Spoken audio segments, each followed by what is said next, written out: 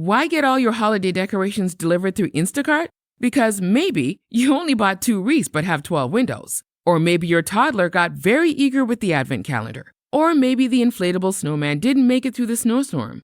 Or maybe the twinkle lights aren't twinkling. Whatever the reason, this season, Instacart's here for hosts and their whole holiday haul. Get decorations from the Home Depot, CVS, and more through Instacart and enjoy free delivery on your first 3 orders. Service fees and terms apply. Think scaling AI is hard? Think again. With Watson X, you can deploy AI across any environment. Above the clouds, helping pilots navigate flights, and on lots of clouds, helping employees automate tasks. On-prem, so designers can access proprietary data, and on the edge, so remote bank tellers can assist customers. Watson X works anywhere, so you can scale AI everywhere. Learn more at ibm.com/WatsonX. IBM. Let's create. Bombas makes the most comfortable socks, underwear, and T-shirts. Warning, Bombas are so absurdly comfortable you may throw out all your other clothes. Sorry, do we legally have to say that? No, this is just how I talk, and I really love my Bombas. They do feel that good. And they do good, too. One item purchased equals one item donated. To feel good and do good, go to bombas.com/Wondery and use code Wondery for 20% off your first purchase. That's BOMBAS.com/Wondery and use code Wondery at checkout.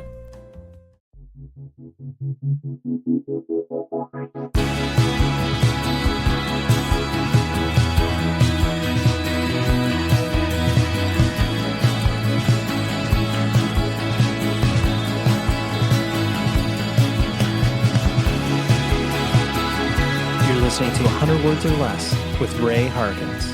What is up, everybody? How are you doing? This Thanksgiving week for us here in America, we get to, press pause for a moment, just like chill out, play video games, read books, listen to music, whatever it is that you're enjoying. Hopefully you're enjoying it with people you care about. Or if you're not with people you care about, hopefully you care about yourself, because I know I do. And I know you also care about independent music. That's why you come here to listen to interviews with people who are creating it, documenting it, releasing it, whatever form that it may take, whether it's punk, hardcore, indie rock, emo, metal, whatever it is.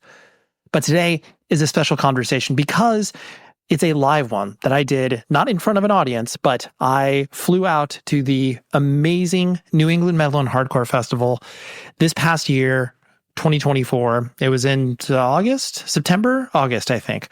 And I recorded a ton of conversations there. Huge shout out to their team for being super accommodating and always welcoming me there and just giving me a spot to record these great interviews. And today is a special one. It's with Jesse Leach from Killswitch Engage.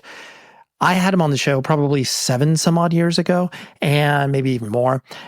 Met up with them when they came through on tour. Jesse and I connected on a pretty deep level, and I know that he is that sort of person where it's like he really brings you in to the conversation, is very present and engaged with you. And this was no exception. He actually, this isn't to pat this show on the back in particular, but I was proud of this. There was only one press opportunity that they decided to pursue for this particular festival because all the band had literally just landed from Australia, maybe a day or two before. Jesse just recently got married. We're talking weeks prior to this conversation. So there was so much going on. And for them to do this, that was meaningful. So shout out to Tim, the publicist, and shout out to the whole Killswitch Engage team who are old friends of mine, and it's great to do this. But Jesse and I sit down. It is in a loud room, but I was able to remove a lot of that noise, and we get really into the conversation. So, obviously, it's not going to be the computer over computer conversation that you're used to hearing, but I'm very happy with how this conversation went. And they celebrated their 25-year anniversary as a band. That is incredibly special. So, if you don't like Killswitch Engage or have never heard of them, rectify that immediately. I know myself, I was obsessed when they came on the scene and when they released their self-titled record. I actually have their demo. I know this is wow, you're an old person. You have their demo, but I was so transfixed. I remember, I think I heard them on mp3.com. total old head stuff, but they had one or two songs up on there, and I was like, boy, it's guys from Shadows Fall, like Overcast, what? Tell me more. And I listened to it, I was like, this is everything of what, the fusion of metal and hardcore should be, and I loved it. So, shout out to Killswitch Engage for being a band for over 25 years, multiple singers, but the rest of the lineup just solid as rock. And it's so cool to see the band being as big as they ever have been, if not arguably larger. I mean, playing with like Iron Maiden, all of these amazing opportunities that, a dumb hardcore band from the New England metal / hardcore festival circuit would be able to achieve. But they did, and it's amazing. So anyways, let's talk about weekly recommendations, because that's what I've been doing on a week-to-week basis.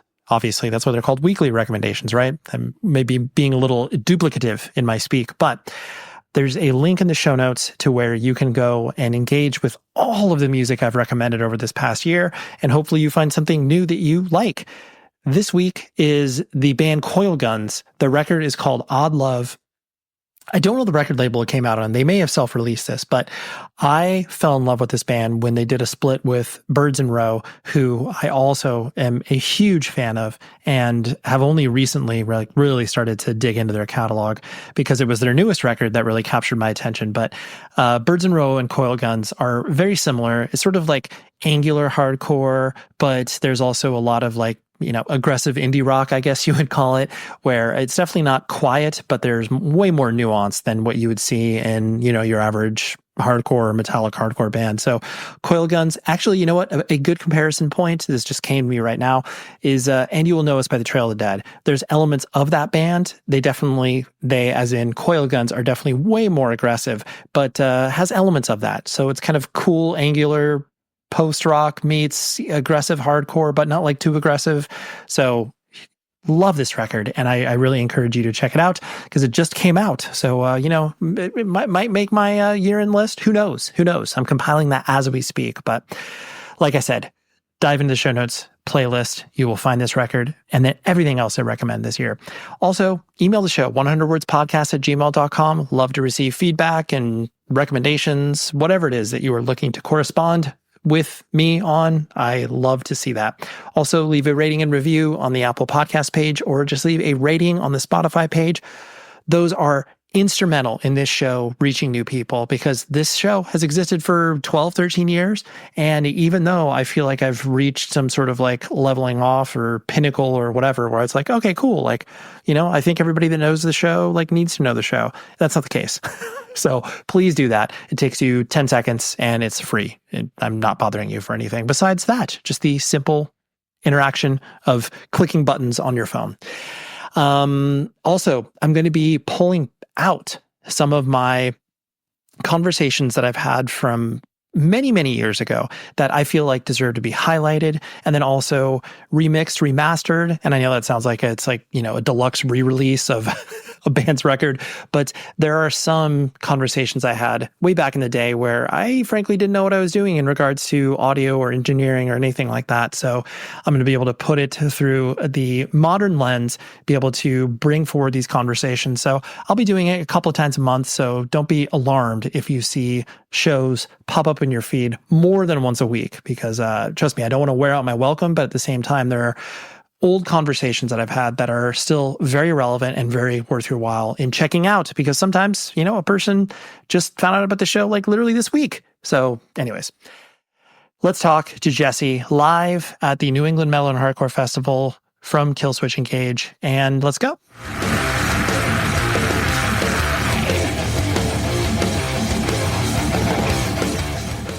For you, the idea of playing anniversary gigs must be like, not only is it fun, but it's also probably humorous in a way where you're like, 25 years, are you sure about that? Yeah, they have this little museum set up here on site, and it's walking through, and I honestly didn't even know they had some of the stuff they had in it. And it got me nostalgic and emotional, and then also like, holy shit, we're old. Like, we've been doing this for a long time. Sure. And having been in and out of the band too, seeing the nostalgia for those years with Howard too, like the whole thing is just full circle moment today. So yeah, incredible. And I feel very grateful too at the same time. Oh, totally. And you've always struck me as a person, like you said, in or out of the bands, like you definitely have the ability to recognize moments, but then also like live in them. And I know that sounds like very woo woo and new age, but like, I think it's an important thing. Like it's very easy for any of us, no matter what we're doing, to power through whatever it is and be like, oh, that's cool. But like to like literally walk through and like have that sink in to be like, wow, I don't even remember that show or whatever. Right. So there were moments on this last tour we just did with Iron Maiden where I would say out loud to the audience, hey guys, can we just be present together in this moment? Like, I just want to take this moment in. And I remember all those moments. It's like you tell your brain to remember. Right. And saying that you're being present actually makes you present, which is good. I think more people should practice that. Absolutely. Because there's a difficulty doing that because, like you said, you literally need to remind yourself. Yeah. Like, especially when you're on tour, it's like go, go, go, go, right? fly show. Yeah. So, yeah, it's important. To drill down and just be like, I mean, it's similar as obviously taking a picture, but it's like a picture for your brain. As stupid as that sounds. Yeah, I mean, like, for example, too, walking down the hallway towards catering on that tour, Bruce Dickinson sitting in the hallway, hanging out, talking to somebody. He turns, looks at me, pats me on the shoulder, says, hello, lad. And I'm just like, how the fuck is this my life? You're like, and I will never forget that moment. You know, it sounds funny to some people, but like, that was a huge moment for 15-year-old and 46-year-old me. Oh, I absolutely. And the fact that excitement can not only still resonate with you, like, because I think that, again, and I know that many of your peers and many of our friends' bands get to a point where you are on autopilot and like things don't get you excited or stoked. Yeah.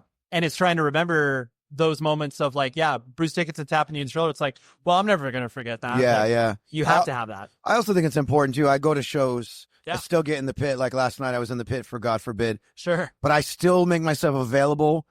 I'm not hiding backstage. I'm not hiding the bus. I'm there. And people will sometimes not even realize that I'm there because I'm just hanging out. Right. And then when somebody sees me, it's like, oh, that's Jesse from Killswitch. And I'm like, hey, what's up? And I just disarm them. And I think when you're being that type of a person where you're embedded in your community, you're having an easier time sort of being present. Yep. Because you're not secluded in the dressing room or in the bus or in the green room or the hotel or whatever. Right. I think it's super important to keep doing that. Sure. I agree with you. And I think that's because I mean, at that point, like you were literally like everybody else. Like there's no differentiation. And obviously that's what draws us to punk and hardcore and all these beautiful things. But it is that it's very easy, even on a small level, you're playing in front of 100 people, like people, oh my gosh, on a stage or whatever, but like trying to just completely disarm and remove that whole rock star thing. I get it, but I also, like you mentioned, hardcore. Yeah. I grew up very differently from that whole rock star thing, where I would look out in the audience and like everyone's in a band. We're all in bands. It's not a big deal. Yep. And I'm singing along to your band. You're singing along to my band. No one's doing autographs or whatever. It's just a different life that I live now, but I think it's important to dispel the rock star thing as much as I can. Yeah. Within safety, because I know I make some people nervous sometimes, management and... Right. They're like, Jesse, just for your pure safety. Yeah, just be careful. Maybe don't stage dive tonight. Yeah, I'm probably going to tonight. Even in the rain, we'll see what happens. One of my favorite things to do this time of year is look at rockabilly.com. And that's not just because they're a sponsor, but it obviously is also because they're a sponsor. But they have unbelievable items for so many bands. Like you can literally do your entire holiday shopping at rockabilly.com. But first, use the promo code 100 words or less. That gets you 10% off of your entire order. And let me just list some of the bands that they work with. All officially licensed stuff. Beatles, Black Sabbath, Bring Me the Horizon, Eminem, Guns N' Roses, Iron Maiden, Misfits. The list goes on. And trust me in saying their stuff is high quality. They ship it from the Midwest here in the United States of America. Their customer service is top notch in case you run into any problems, but you won't because they know what they're doing. They've been in business for over 30 years. They have 500,000 items. You can tick off 15 different people when you're shopping on this particular site, because if you like music, Rockabilia has you absolutely covered. And then if you were like, oh man, I get a deep cut, like maybe, my grandmother likes Whitesnake. No problem. Rockabilly has you covered. Anyways, use the promo code 100 words or less, 10% off your entire order, and buy now. Forget one-size-fits-all diets. With Noom, you get a personalized weight loss plan that's tailored to your lifestyle. Have cravings? Food FOMO? Noom can help you lose weight while still enjoying your favorite foods. Noom's users love the flexible approach, blending psychology and biology to help you lose weight in a way that's sustainable for you. Plus, you can rest assured Noom's approach is grounded in science. They've published more than 30 peer-reviewed scientific articles describing their methods and effectiveness. Stay focused on what's important to you with Noom's psychology and biology-based approach. Sign up for your trial today at Noom.com. Big congratulations. You were recently married. I'm Yes, aware of thank that you. fact, of course.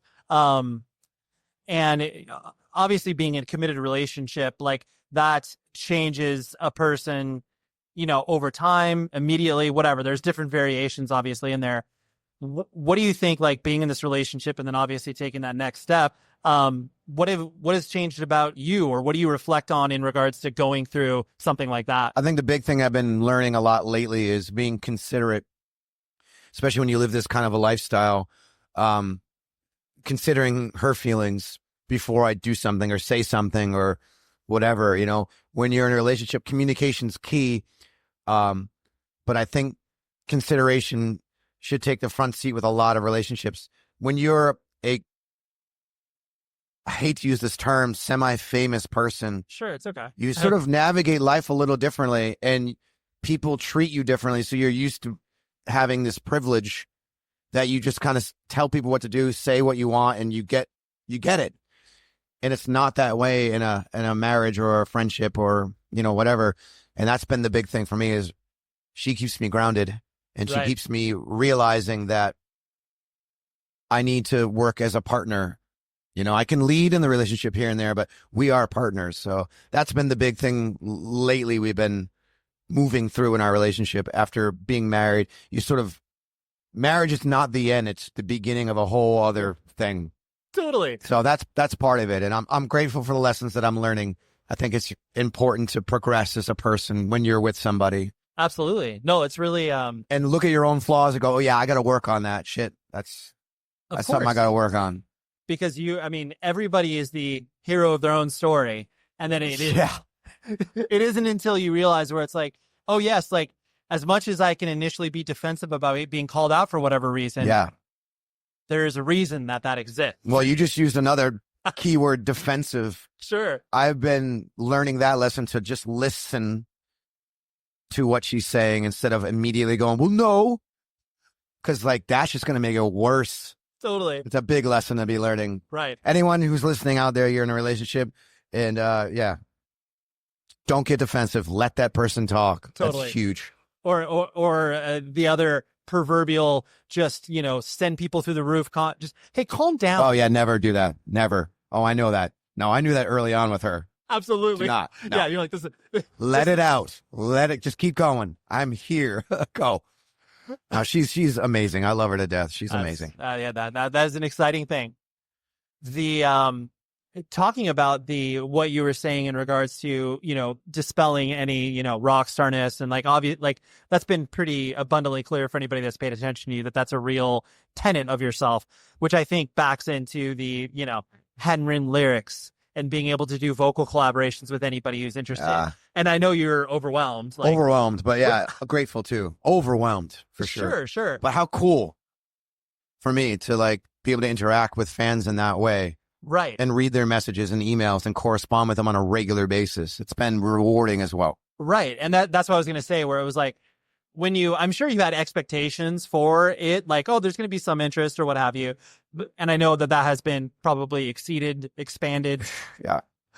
But the satisfaction that you get from it, is it the actual act of writing your lyrics down and reminding you about why you penned these? Or is it the fact that people are saying these personal things to you? It's probably a combination of it all, but where's the value you're personally deriving? Yeah, I mean, the act of it is honestly at this point painful. Sure.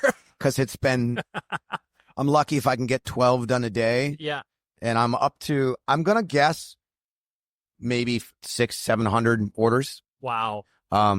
The rewarding part is after it's delivered and I get that message back on email. Yep. And I see a picture of it framed in someone's studio next to their guitars or, on their family wall of inspiration. Like that's the stuff that's like, wow, this makes a difference to somebody. Yep. And hearing their story of how that song may have helped in some way, that far exceeds the act of me actually writing my own lyrics and remembering what I've written. So that's the reward for me is the reciprocation of just love and respect, honestly. Sure. The gratification that people can have that they even had this opportunity Right. to like interact with someone's art that they respect. Yeah. And it's like that's a valuable thing that, yes, like you overextended yourself, you're learning, but then also just that pure fact that it gave people the platform to interact with you in a positive way, that they're going to be getting something out of this besides just like, oh, dude, here's like a VIP meet and greet where you like shake my hand for 4 seconds. I know, that shit drives me nuts. right? I know fans love it and it does help the back end of tours, but yeah, the factory sort of, hey, hi, photo, sign, love you, okay, bye. Right. And then someone can write me 4 paragraphs and I will read all 4 paragraphs and respond the best I can. Totally. No, it's a beautiful thing. I would say that, and I use the term in air quotes here, like your brands, because of course, like everybody has a personal brand, so to speak, but there's that idea where you have always been, I mean, for as long as I've consumed your music, you've always been very hard in your sleeve, like, personally, expressing yourself in as vulnerable of spaces as you can be in a genre that's obviously not known for it. This has been reflected to you many times before, I know. Yeah.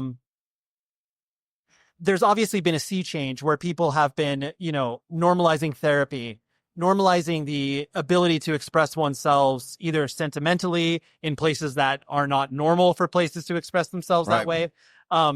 How do you interact with it now to where it's not like anybody's looking at you being like, oh, poser, you've been like, you're jumping on this, self-expression train. Yeah. But like, does that something that you have recognized that this is more normalized now? And how do you react to that? I do. And I think I applaud it. And I say we have to keep going. Even though, I have noticed here and there people who are just, it's a little over the top. It's like, okay, dial it back a little bit, maybe. Like we're borderline getting annoying with it, but sure. I think anything that continues to keep the conversation going and has those, what's the word I'm looking for? The stigma attached to it, like to release that stigma. So we realize that whether you're talking about, I'd say extreme music in general, where you're talking about hardcore punk, metal, it's probably not going to have it in death metal too much, but, or black metal, but to let, most of us come from a broken place, a place of pain. That's why we're drawn to this type of music for whatever reason. And if you're able to discuss that, I think it's super important and has the potential to save somebody's life, which is what some of this music does. I know it did for me. Like punk rock saved my life. Yep. Absolutely. And I hear that all the time with my lyrics. But what I think is even more important than just the music is the conversation that we're starting to have over the past, 10 years or so. And it's important. It needs to continue to happen, even if it's annoying to some people. Totally. Yeah. And even if it comes to, because the people that are broadcasting themselves to be this, therapist, whatever, like to be this person that's like out there. And if it is a trend, and then it obviously starts to wane in public consciousness, those people are going to move on. Whereas like, that's a good point. Yeah. When the trend is over, the real ones are still doing it. Yeah. Totally. Yeah. Right. And obviously the testament could be tied directly back into your band as well, where it's just like the fact that you've been able to have longevity is the fact that you are literally who you are, like as a band and as individuals. Yeah. And there's no artifice about it. Like, yes, there's an element of like showmanship and giving people a good show, but then there's no artifice to who you are. And I enjoy that profusely because going back to this, I can speak on because it just happened. The Iron Maiden tour, we'd get out of an arena. I went to go see a band called High Vis, a band called Speed, hardcore show, super fun. And I'm in the pit. I'm jumping on stage. I'm at the bar. I'm having a beer with you. And people are like, what's going on, dude? Weren't you just on stage with Iron Maiden? Like, yeah. But all of us are like that. There was one night we finished playing a show and we went to our hotel bar because it was the only bar open. And all of our fans were in there because, again, it was the only bar open. And they're all freaking out. Within an hour and a half of hanging out, they're busting our balls. They're treating us like friends. Totally. And to me, that's a win. That's Killswitch Engage. None of us are rock starry. Like, none of us are standoffish with our fans. Like, what you see is what you get. And I'm proud of that. Right. And I truly do think that is why you still exist as a band. Yeah. Because you all like connection. Totally. The connection, not only that you have with your fans, but with each other, where you all can be your own individual people, still care about each other, but then also have these complete, like, I am not, Adam, I love you. I'm not going to see you for a bit. You're going to be able to disconnect. And we all do that. Yeah. Right. I think it's important to do that. We don't talk much when we're not touring, but we all love each other. Because when you're on tour, there's no escape. You're just in each other's shit the entire time. Right. And you're right. We're all five of us are completely different people. And somehow it works. And I think that's why it works. Because we are very different. Totally. Rather than trying to homogenize yourselves to be like, oh, yes, like this is what we need to be. So, of course, like everybody needs to stand off the rough edges and be like, all right, we got to fit in this. Yeah, no, yeah. And that's never been us. No.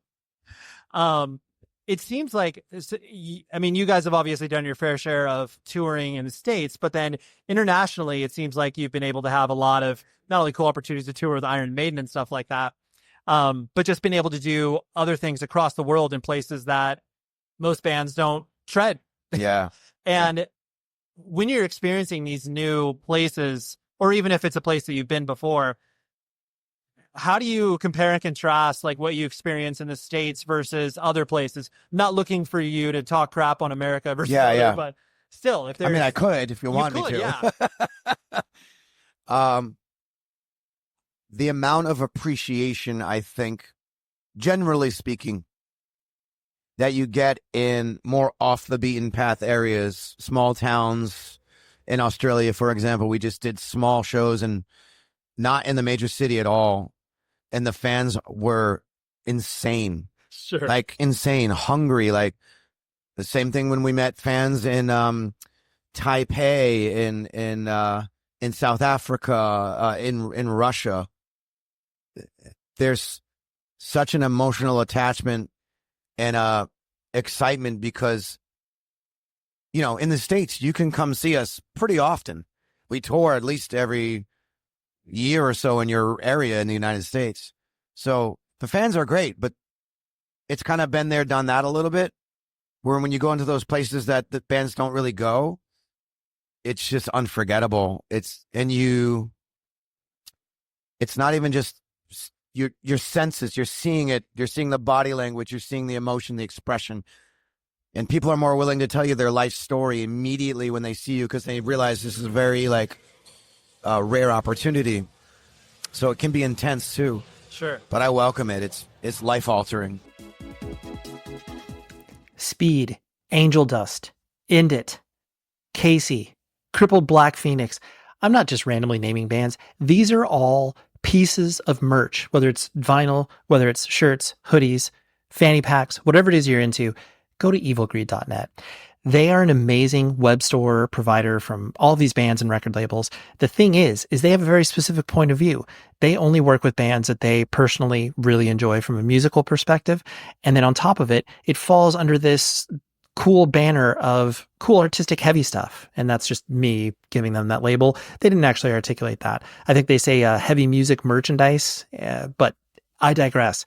Evil Greed is an incredible independent owned and operated business by punk and hardcore kids based in Berlin, Germany.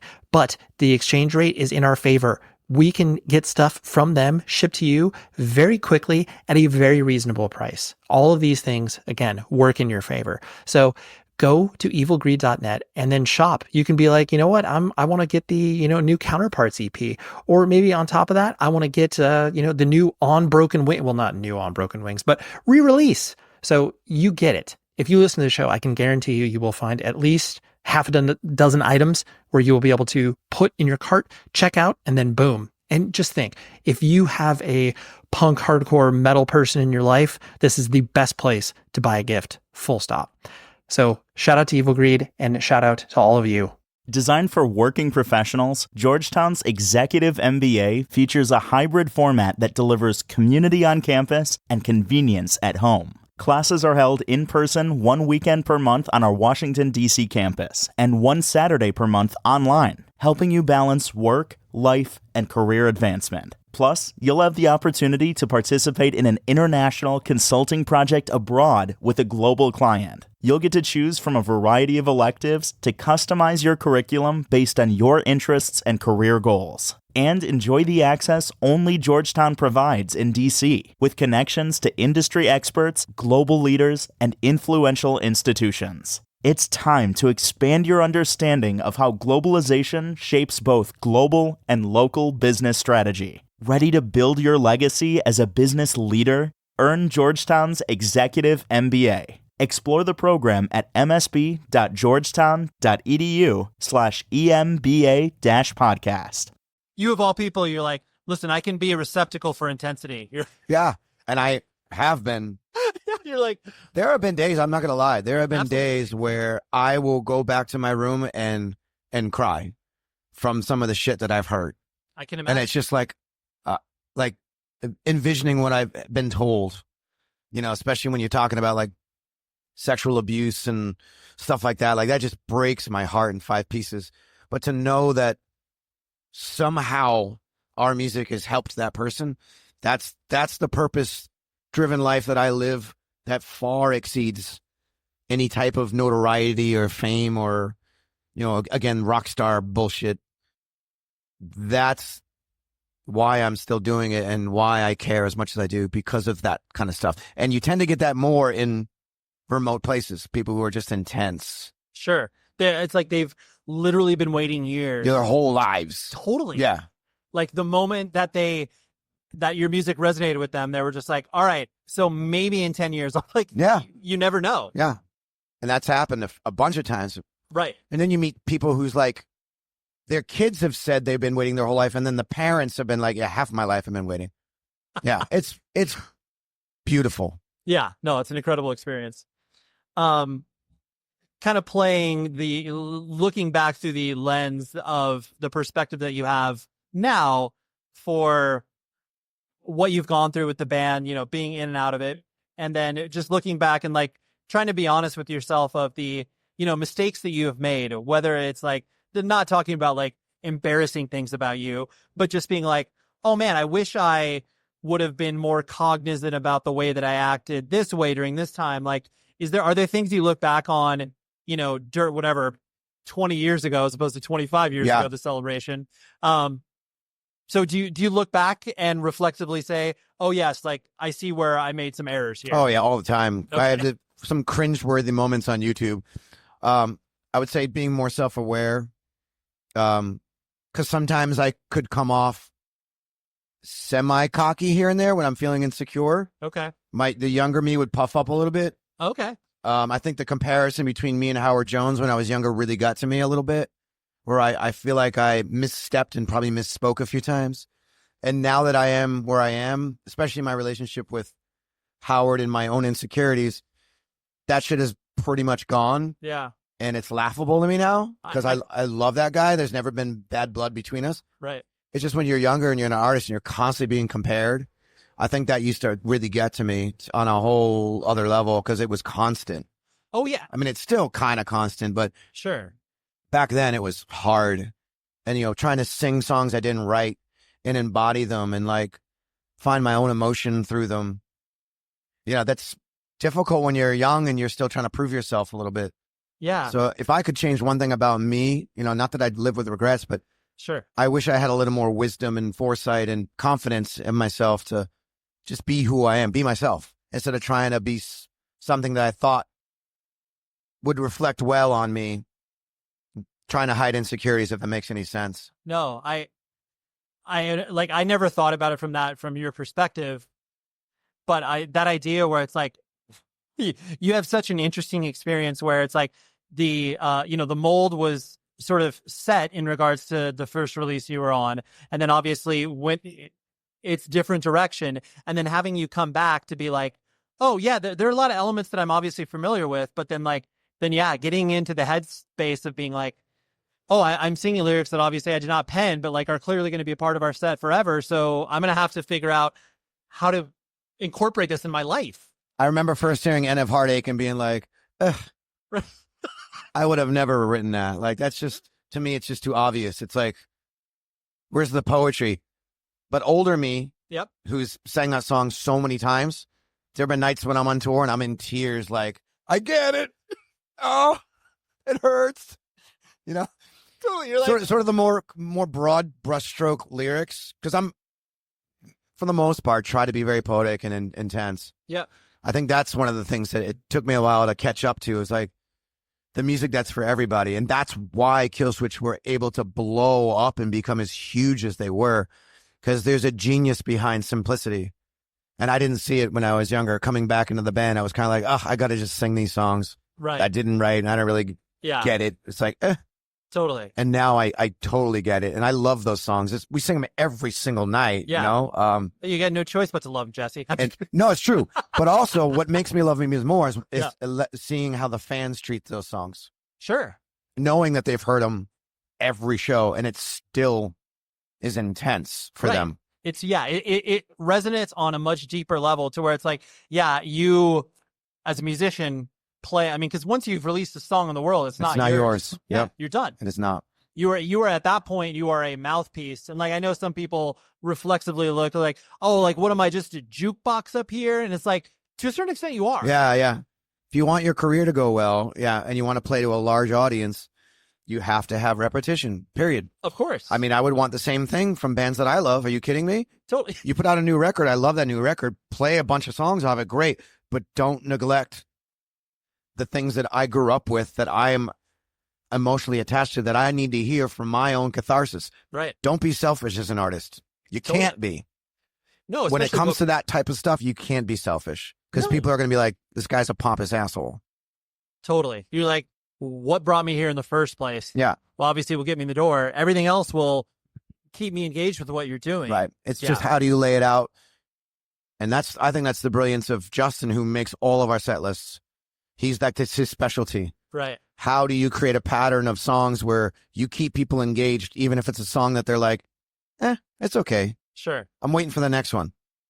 It's like a good DJ. You can't just play hits the whole time. You need to have peaks and valleys, because the peaks won't happen without the valleys. Sure. So the artistry of creating a set list that brings people on a little bit of a journey.